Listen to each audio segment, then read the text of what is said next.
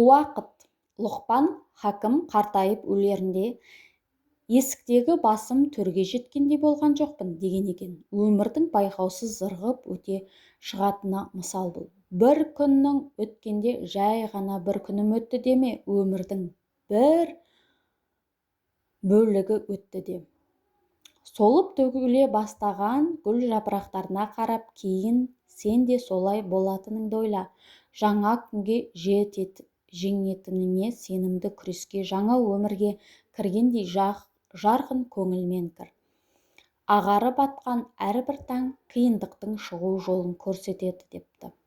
Дұрыс пайдалана білгенге өмір қысқа емес, дұрыс пайдалана білмегендерге уақыт жетпей қалған сияқты болады. Тығырыққа тірелдім деп түңілгендер, өзіне берілген уақытты өздері қысқартып жүргендер. Өмірден өш алғысы келгендер өзіне өзі қол жұмсайды. Өзіне өзі назары адамдар өмірден өш алғысы келгендей етіп жұмыс істейді. Адамзат тарихында ең алғашқы философиялық трактардың бірі Египет папирусына жазылған өмірден түңілген адамның өзінің рухымен әңгімесі деп аталатын шығарма. Бұнда адам өзінің рухымен сөйлесіп, оған бұл өмір нашар, сондықтан мен өзіме қол жұмсап, тезірек жоғарғы өмірмен қауышсам дейді. Оған рухы төменде қалай болса, жоғарыда да солай деп жауап қатады. Демек, жоғарғы жақта жақсы болу үшін төменгі жақ дамыған болу керек. Жоғарыда, аспанда ең төменнен өсіп жетілмеген ештеңе жоқ. Бұл өте ерте заманғы ақыл. Оның белгілі болғанына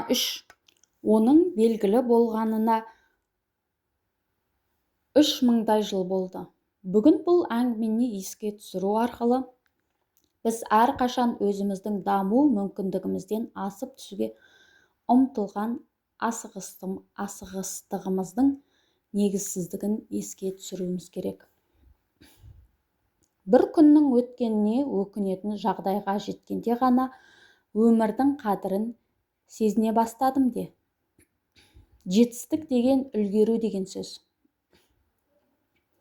Өмір ойын сияқты, біреу күресу үшін келеді, біреу саудаласу үшін келеді. Ал ең бақыттылары қарап тұру үшін. Біз уақытты босқа өлтіру деген қылмыс бар. Ол қылмыстың ең көп тараған түрі. Уақыт өмірді жасайтын материал. Ол шіркін ақ сүйекті мойындамайды. Ханға да, қараға да берілетін мерзім. Тәулігіне 24 сағат. Адамның босқа кеткен әрбір саты отқа жаққан ақшамен тең. Кісінің кісілігі уақытты сезінуден басталады. Заманына соққан жел. Мағыналы өмір сүргің келсе, оған желкен бол. Желкен болу ұдайы желдің өтіне тұру. Айтуға оңай. Оған мықтылық керек. Жай мата желкен бола алмайды. Өмір сүру тақтайдай тегіс жолдың басынан соңына шығу емес. Оның бұрылыс, бұлталаңы, өткел бермес асулары, қиын қыстау кезеңдері өмірдің қуанышты сәттермен араласып, сапырылысып жататын нәрсе. Адамның тууы мен өлуін ең қысқа сөзбен бейнеле десе, мен айтар едім: сүт, сия, қан. Сүт келу, яғни тумақ, сия білу, тану, яғни өмір сүрмек, қан біту, яғни өлмек, немесе таңның атуы. Күні бойы өмір, күннің батуы. Барлық жаман нәрселерді екі түрлі жолмен емдеуге болады. Бірінші уақыт, екіншісі үндемеу. Өткенге қарап басыңды ий, ертеңге қарап білгеніңді сыбан. Өмір мейрам емес, сондықтан өмірде ылғи көңілді бола беру мүмкін емес. Біз таңданумен, үміттенумен, сүюмен өмір сүреміз. Өмір заңы алда атқаратын іс көп, көретін қызық көп. Өмір сұрқай дейміз бе? өмірді сұрқай ететін өзіміз. Өткеннің қызулы от алуың да, өртеніп біткен күл алуың да мүмкін деген. Уақыт өтіп бара жатыр дейміз біз. Уақыт өтіп бара жатқан жоқ, уақыт тоқтап тұр, біз өтіп бара жатырмыз. Дүниеде жүрмін деп ойлама, дүниеден өтіп барамын деп ойла. Ескендір Зұлқайнардың Александр Македонский шығыста солай атаған. Құранда да ол қос мүйізді Зұлқайнардың деген атпен белгілі. Бір елді жаулап алып, сол елдегі ең атақты адамдарды алып келіңдер, осы жерге әмірші етемін дейді. Ол елдің ең атақты адамы бұрынғы падишаның ұлы. Бірақ бұл дүниеден қызығынан безіп, зиратты мекендейтін жігіт екен. Ол Ескендірге келгісі келмейді. Қарсылығына қарамай қинап алып келеді. Уа падишам, мен сізге екі сүйек берейін. Бірі патшаныкі, бірі қайыршынікі. Соның қайсысы кімдікі екенін ажырата аласыз ба дейді. Ескендір қарап көріп басын шайқайды. Түбінде патша мен қайыршының арасында айырмашылық болатын болмаса, онда қайыршыдан падишаға айналуың маған қажеті бар ма дейді жігіт. Сені жұрт өз бақытын қартайған жар емес қайыршы деп еді. Сен данышпан екенсің, билікті қолыңа ал, сенің қойған шартыңның бәріне көнейін дейді Ескендір.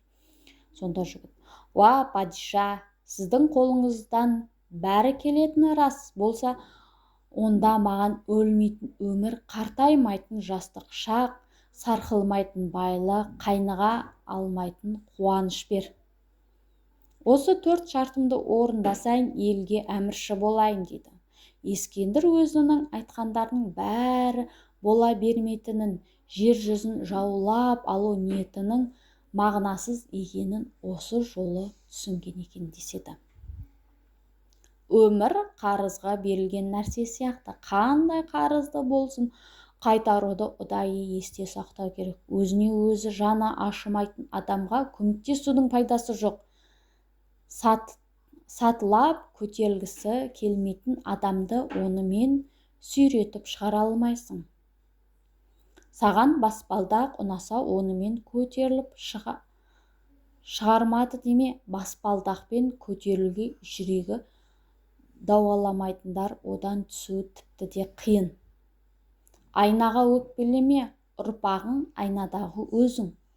Ұрпағыңа бүгін еккеніңді бірнеше жылдан кейін аласың. Мінез, тағдыр, келешек. Балаларыңа жәрдем бере тұрып, оларды өздеріне өздері жәрдем беруін талап ет. Әйтпесе олар да кедергіні бұзу қабілеті, табандылық, мінезділік болмай қалады. Байқайсың ба, құс балапандарына аузымен тамақ береді, бірақ өз бетімен ұшуды үйрету үшін көтеріп ұшып биікке шыққанда тастап жібереді. Өмірде жеңіс пен жеңіліс кезек жүреді. Жеңсең әрине жақсы, жеңген жақтың жарасы тезірек жазылады. Жеңген иттің құйрығын қайсысы арттың ашып абыройын шашпаған деген. Жеңдім деп тасыма, дүние кезек екені есіңнен шықпасын. Жеңгендердің жеңілгендерге қызыға қарайтын кезі болады. Алдыңнан кездескен кедергілерге қуанатын кезіңде болады. Александр Македонский мен Диоген екеуі Аристотельдің шәкірттері болған. Македонский жеңімпаз патша болады. Диоген тәртіпті дүние болып, бөшкеге баспана етті. Кезекті жорыққа аттанып бара жатқанда Македонский Диогеннің бөшкесінің жанына тоқтап: не тілегің бар, айт, орында кетейін депті. Күннің көзін қалқамай былай тұршы депті Диоген. егер мен Александр болмасам, Диоген болар едім, деген екен сонда македонский серіктестеріне.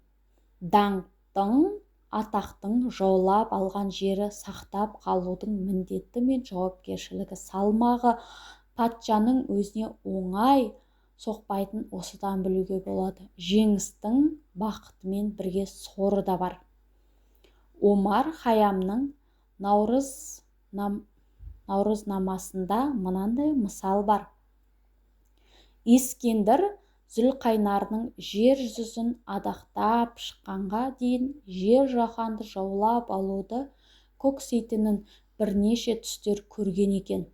Солардың бірінде Жәми жаһан оның саусағына жүзік болып тағылғанға ұқсайды. Бірақ бұл жүзіктің тасы болмапты. Бұл түсі жайлы Аристотельден сұрағанда ол: сен жаһанды жаулап аласың, бірақ одан саған келіп кетер пайда болмайды. Себебі түсінде көрген жүзігің мемлекет тасы, оның сұлтандары мен халқы.